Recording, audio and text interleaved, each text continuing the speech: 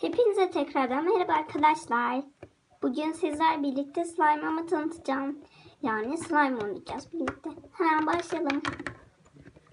Evet. Kitty'nin dediği gibi bir slime. Bu bende eski. Çok eski. Ama nedense hiç çürümemiş bakın.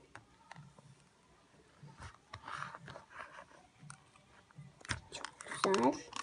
Hani şöyle alalım. Oynaması çok güzel yani. Normal slime değil bu. Bu tıraş köpüğünden bir slime. Yani çok güzel. Bakın. Ay, çok güzel. Açılıyor bu. Açayım size. Kitty gelsene. Geldim.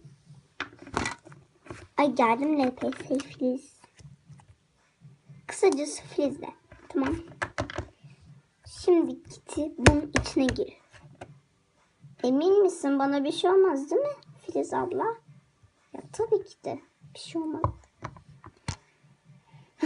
Batmak istemiyorum ama bu çok sulu bir şey. Yani kediler suları sevmez. Bilirsin. Ama beni seviyorsan girersin değil mi? Tabii ki de seni seviyorum. Yani neden seni sevmeyeyim ki? Seni kapatıyorum. Evet tamam, gözüküyormuş bir şeyler sonuçta. Bakın arkadaşlar, görüyorsunuz Kitty şu an ihanet çekiyor. Herneyse. Kitty'yi alalım buradan, yoksa slime olacak her yere. Kitty çık. Çıkamıyorum. Tamam, ben de sana yardım edeyim. Dur.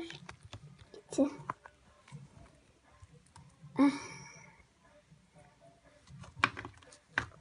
Az şuradaki şeyleri. Kitty gidebilirsin. Yok, ben şurada durayım. Bakın arkadaşlar, gördüğünüz gibi.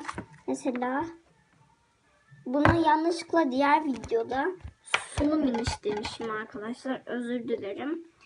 Yanlışlıkla sunum iniş demişim yani. Her neyse. Sunum iniş demişim arkadaşlar. Yani çok özür dilerim. Yani insan yanlışlıkla sunum iniş diyebilir. Çünkü yani minişlere bağlandım ya. O yüzden olabilir. Her neyse. Şimdi bakın, yapışmıyor oyuncaklara. Çok güzel. Arkadaşlar biliyor musunuz? Yeni troller diye bir şey çıkmış. Ve ben de böyle küçük kutulardan alıyorum. Ama minişleri tabii ki de hiç bırakmayacağım. Ups. Düştü kamera. Kamera düştü. Her neyse. Allah, çok güzel.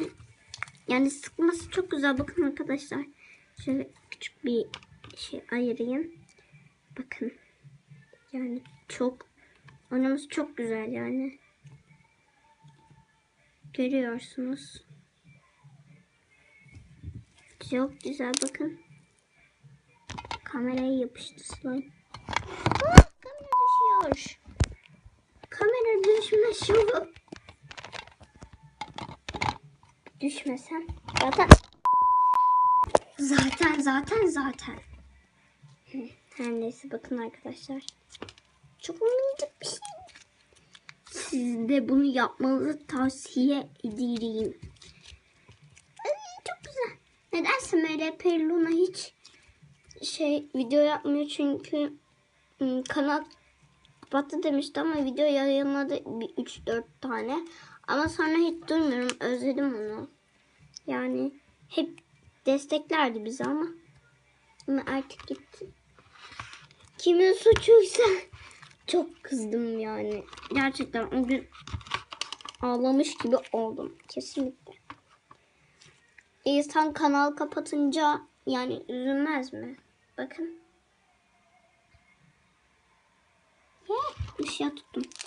Her neyse arkadaşlar. Slime videomuzun da sonuna geldik. Kanalımıza abone olmayı, videomuzu beğenmeyi unutmayın. Hoşça kalın.